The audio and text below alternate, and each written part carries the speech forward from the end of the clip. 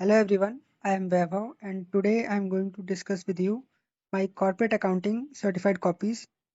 तो मैंने corporate accounting में 86 स्कोर किया था। मैंने एग्ज़ाम जून 25 में दिया था and I score 86 in corporate accounting and auditing.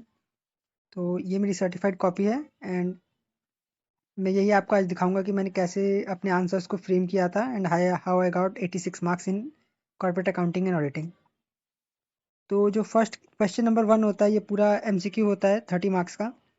इसमें 15 MCQ होते हैं 2-2 मार्क्स के। तो इसके लिए आप मॉड्यूल से प्रिपेयर कर सकते हैं एंड इंस्टीट्यूट की एक जो MCQ बैंक आती है उसे भी आप 1-2 बार खुद से सॉल्व कर सकते हैं तो आपको याद रहेगा इससे।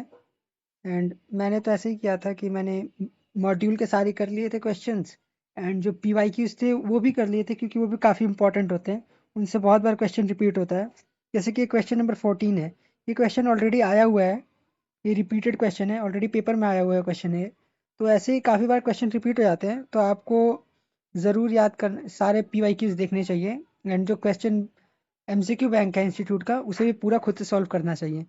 वैसे ही जो क्वेश्चन नंबर 10 है सी कॉस्ट ऑडिट का, इसके सिर्फ 4 ही फॉर्म है एंड ये मोस्टली हर अटेम्प्ट में पूछ लेते हैं किसी ने एक फॉर्म को। तो ये चारों फॉर्म भी आप याद कर लीजिएगा। तो उसके बाद मैंने जो क्वेश्चन नंबर अटेम्प्ट किया था वो था question number 4A। Question number 4A वो बैंकिंग कंपनी का क्वेश्चन था। इसमें हमको क्लेम दिया हुआ था ECGC DICGC का, तो उसके ऊपर हमें बनाना था कि प्रोविज़न बनाना था, बैंकिंग कंपनी का प्रोविज़न बनाना था इसमें हमें। तो इसमें मैंने ये क्वेश्चन पूरा का सेम क्वेश्चन मॉड्यूल से उठा के दिया है बट इसमें ये नहीं बताया कि ये जो लोन्स हैं ये इनकी एज कितनी है, तो इसकी वजह से मेरा आंसर में डिफरेंस आ गया था। मैंने इनको अलग ट्रीट कर दिया था एंड इन्होंने जो आंसर दिया उसमें इसको अलग अलग तरीके से ट्रीट किया गया था। तो इसकी वजह से मेरा आंसर इसमें आधा ठीक था आधा गलत था। That's why they gave me 4 marks in this question. ये क्वेश्चन पूरा बुक से उठाया हुआ क्वेश्चन है, ये question and question number B.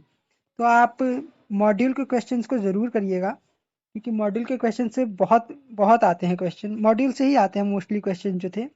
ये दोनों क्वेश्चन मॉड्यूल के हैं। तो मैंने ये दोनों बहुत बार कर रखे थे तो मुझे तो पता था बट फर्स्ट वाले में बुक में अलग दे रखा था एंड सोल्यूशन में अलग है, इसीलिए मेरा आंसर डिफर कर गया। बट जो क्वेश्चन नंबर बी है ये बुक का क्वेश्चन है एंड ये मैंने किया हुआ था कई बार। सेम क्वेश्चन किया हुआ है, बहुत सारे मैराथन में भी टीचर्स कराते हैं। तो ये मैंने किया हुआ था तो मैंने पूरा क्वेश्चन सेम पूरा याद था मुझे, तो मैंने इसे पूरा बनाया था। तो इसमें जो मुझे फुल 7 मार्क्स मिले थे। एंड उसके बाद मैंने क्वेश्चन नंबर 5A अटेम्प्ट किया था। ये क्वेश्चन अर्निंग पर शेयर का क्वेश्चन था। ये इंडेस से आता है क्वेश्चन नंबर 5A जो होता है ये इंडेस का क्वेश्चन था। तो ये अर्निंग पर शेयर का क्वेश्चन था, इसमें बेसिक एंड डाइल्यूटेड EPS निकालना था। तो मैंने बेसिक EPS निकाल दिया था एंड उसके बाद एडजस्टमेंट करके मैंने डाइल्यूटेड EPS भी निकाल दिया था एंड उनको अंडरलाइन कर दिया था कि उसको एग्जामिनर जो चेक करेंगे उनको देखने में इजी रहे। एंड लास्ट में मैंने एक साथ भी लिख दिया था कि बेसिक EPS इतना है एंड डाइल्यूटेड EPS इतना है। तो इसमें भी मुझे फुल मार्क्स मिले थे शायद, हाँ जी इसमें भी मुझे फुल मार्क्स मिले थे। उसके बाद क्वेश्चन नंबर 5B जो था ये कैश फ्लो का क्वेश्चन है। ये सेम क्वेश्चन भी रिपीट है, ये क्वेश्चन पहले आया हुआ है, ये शायद इसमें आया था या FM में आया था ये याद नहीं मुझे, बट ये क्वेश्चन आया हुआ है ऑलरेडी। तो ये क्वेश्चन भी मैंने किया हुआ था। तो सेम क्वेश्चन मैंने इसे भी पूरा सॉल्व किया था तो इसमें मुझे फुल मार्क्स मिले थे। ये जो क्वेश्चन नंबर 5 होता है ये इसके दोनों पार्ट काफ़ी इजी आते हैं तो आप इस पे ध्यान दे सकते हैं। ये कैश फ्लो आता है एंड इसमें किसी भी एक इंडेक्स से पूछ लेते हैं। तो आप इसको अच्छे से करके जाएंगे तो ये आपका 14 मार्क्स सिक्योर कर देगा ये फिर क्वेश्चन नंबर 5। एंड जो क्वेश्चन नंबर 4 होता है ये बैंकिंग, इलेक्ट्रिसिटी एंड इंश्योरेंस से आता है। तो ये 3 टॉपिक भी काफ़ी रिलेटिवली इजी हैं 14 मार्क्स के लिए। तो आप इन दोनों क्वेश्चन को प्रायोरिटी दें कि क्वेश्चन नंबर 4 और क्वेश्चन नंबर 5 में जो जो आता है वो अच्छे से पढ़ के जाएं। तो इससे आपके 28 मार्क्स वो आ जाएंगे, हाँ मतलब इजी रहेगा आपके लिए। जो क्वेश्चन नंबर 4A होता है एंड 4B, इसमें जो क्वेश्चंस आते हैं मैंने नोटिस किया है कि मोस्टली क्वेश्चंस मॉड्यूल से ही आते हैं। आप भी एक बार लास्ट ईयर के पैटर्न देखेंगे तो आपको दिखेगा कि जो जो क्वेश्चंस है मॉड्यूल से ही उठा के दिए हैं। तो ये क्वेश्चन नंबर 4 के लिए आपको मॉड्यूल को मस्ट करना चाहिए। इलेक्ट्रिसिटी, बैंकिंग एंड इंश्योरेंस के जितने क्वेश्चन है मॉड्यूल में वो सारे बना दीजिए, तो उससे आपको हेल्प मिल जाएगी। उसके बाद मैंने कटिंग कर दी थी इसमें, वो क्वेश्चन नंबर 5B में, बट क्योंकि ये मैं फालतू में ही बना रहा था, इतना करने की ज़रूरत नहीं थी, मुझे सीधा सीधा बना देना था, तो उसमें मुझे फुल मार्क्स मिल गए थे। एंड ये आखिरी मैंने नोट्स दिए थे। एंड देन मैंने 3A सॉल्व किया था। ये क्वेश्चन जो फुल बैलेंस शीट का क्वेश्चन होता है वो वाला है। इसमें हमें सब बनाना था, P&L बनाना था एंड बैलेंस शीट बनानी थी, नोट्स टू अकाउंट देने थे। ये क्वेश्चन मैं जिस दिन एग्ज़ाम देने वाला था उसके एग्ज़ाम सेंटर जाने से पहले जो मैं लास्ट क्वेश्चन कर रहा था, मॉड्यूल का क्वेश्चन था वो, बैक में जो क्वेश्चन होते हैं वही क्वेश्चन में था, वही क्वेश्चन कर रहा था मैं एक। ये सेम क्वेश्चन था बट इसमें हर वैल्यू को 3 टाइम मल्टीप्लाई कर दिया गया था। तो इसमें इसमें हर वैल्यू को 3 टाइम मल्टीप्लाई कर दिया गया था। एंड तो मुझे पता था ये कैसे बनाना, मैंने एग्ज़ाम देने से पहले बना रहा था बट मुझसे बना नहीं था। बट मैंने इसका आंसर देख लिया था कि जो सॉल्व आंसर, फाइनल आंसर क्या था बैलेंस शीट टोटल का, तो वो मुझे याद था। तो उसके बाद मैंने ये नोटिस कर लिया था कि इसके सारे वैल्यू 3 टाइम्स से मल्टीप्लाई हैं, तो मैंने जो टोटल आंसर था उसका भी 3 टाइम्स करके, तो मुझे ये पता था कि बैलेंस शीट का टोटल कितना होने वाला है, तो उसका अकॉर्डिंग ही मैंने इसे सॉल्व किया था। काफ़ी इसमें कटिंग की थी मैंने, क्योंकि मुझे नहीं पता था कौन सा सही वे है सॉल्व करने का। इसके लिए मेरी बहुत सारी कटिंग हुई है।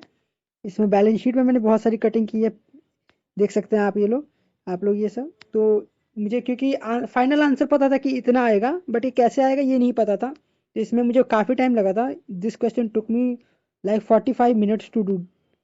इसके बाद मैंने इसके सारे नोट्स भी दिए थे, share capital, reserves and surplus, इसके सारे नोट्स दिए थे मैंने। Other expenses, short term provision, 2-3 page में मैंने नोट्स ही नोट दिए थे। इस पूरा क्वेश्चन मेरा सही हो गया था, बट यहाँ गलत था मेरा। Purchase of stock in trade, ये कंज्यूम वाला है, तो इसमें एक एडजस्टमेंट थी वो मैंने नहीं की थी, इसकी वजह से ये मेरा गलत था, इसकी वजह से मेरे 0.5 मार्क्स कट गए थे। And I that's how I score 13.5 in balance sheet वाला क्वेश्चन। तो ये क्वेश्चन मेरा बहुत अच्छा लक था उस टाइम कि ये आखिरी क्वेश्चन कर कर गया था मैं इंस्टीट्यूट, वो एग्ज़ाम सेंटर में पेपर देने, एंड यही क्वेश्चन मेरे में आ गया। तो इसके लिए मुझे इसमें 13.5 मार्क्स मिले थे। उसके बाद मैंने ऑडिटिंग किया था। ऑडिटिंग मैंने ज़्यादा नहीं पढ़ा था, बट जितना मुझे आता था मैंने उसके अकॉर्डिंग किया। एजुकेशनल वाले मैंने क्वेश्चन नंबर 8A अटेम्प्ट किया था, जो कि एजुकेशनल वाले इंस्टीट्यूशन का ऑडिट था। इसमें मैंने पहले जो कॉमन पॉइंट्स होते हैं, वो जो ऑर्गेनाइजेशन का ऑडिट होता है उसमें कुछ कॉमन पॉइंट्स होते हैं, जैसे understanding the constitution, evaluate internal control, ये आप हर हर किसी उसमें लिख सकते हैं। ये जो कोई भी ऑर्गेनाइजेशन का ऑडिट है ये सब में आप ये कॉमन पॉइंट लिख सकते हैं। उसके बाद कुछ स्पेसिफिक पॉइंट होते हैं जो मैंने यहाँ पे लिखे थे ऑर्गेनाइजेशन के हिसाब से। मैंने याद कुछ नहीं किया था, मुझे जो जो ठीक लग रहा था उस टाइम, तो वो मैंने इसमें लिख दिया था पूरा। तो मुझे इसमें 6 मार्क्स मिले थे पूरे के। एंड उसके बाद मैंने क्वेश्चन 8B अटेम्प्ट किया था। ये क्वेश्चन था right of inspect the right of a company auditor. ये क्वेश्चन जो था ये मैंने तब ऑडिट के टाइम नहीं पढ़ा था, बट मैंने ग्रुप 1 में सेम टॉपिक है, तो मैंने ये टॉपिक तब पढ़ा हुआ था। एंड एंड ग्रुप 2 में मैंने बस इसे रिवाइज किया था, तो मुझे ये याद था पूरा। तो मैंने इसे जितना मुझे याद था मैंने सारे लिख दिए थे इसमें। एंड इसमें दे gave me 5.5 marks out of 7। And last में मैंने क्वेश्चन नंबर 2 अटेम्प्ट किया था, क्योंकि मुझे क्वेश्चन नंबर 6 में मुझे क्वेश्चन नंबर 6 आता ही नहीं था बिल्कुल भी। टैक्स ऑडिट मैंने बिल्कुल नहीं पढ़ा था तब। एंड CRA 3 भी मुझे नहीं पता था उस टाइम की कैसे होता है क्या होता है, तो इसके मुझे क्वेश्चन नंबर 6 छोड़ना ही छोड़ना था। एंड क्वेश्चन नंबर 7 भी मुझे नहीं आता था, तो इसकी वजह से मुझे क्वेश्चन नंबर 2 अटेम्प्ट करना पड़ा था। इसमें क्वेश्चन नंबर 2 का मुझे A पार्ट आता था, बट B पार्ट मुझे पता भी नहीं था ये है क्या। तो इसके लिए मैंने रिस्क लिया और प्रैक्टिकली अटेम्प्ट करने का ट्राई किया, क्योंकि मुझे पता है थियरी में मैं कुछ भी लिखूंगा वो सीधा काट देंगे, मुझे 0 मार्क्स दे देंगे। प्रैक्टिकल में मुझे जितना बहुत आता था मैंने उतना ही किया। तो 2A में मैंने ये क्वेश्चन ये क्वेश्चन उसका था, रिडम्पशन का है शायद ये क्वेश्चन। ये बाईबैक का क्वेश्चन था। इसमें बाईबैक का क्वेश्चन था, तो मैंने एंट्रीज ठीक ठीक की थी। एक दो एंट्रीज मेरी गलत हो गई थी ये दोनों, इसकी वजह से मुझे इसमें 5 मार्क्स मिले थे आउट आउट ऑफ 7। ठीक था, बट जो क्वेश्चन नंबर 2B था इसमें मुझे कुछ नहीं पता था मुझे क्या करना है, मुझे क्या नहीं करना। मुझे तो क्वेश्चन मैंने कभी देखा भी नहीं था। मैंने टॉपिक ही पूरा छोड़ दिया था डिवेंचर रिडेम्पशन वाला। तो इसलिए मुझे नहीं पता था, बट मुझे जितना जितना लगा कि क्या क्या हो सकता है ठीक, उसके अकॉर्डिंग मैंने 2 अकाउंट बना दिए थे, डिवेंचर रिडेम्पशन फंड एंड ये फंड इन्वेस्टमेंट।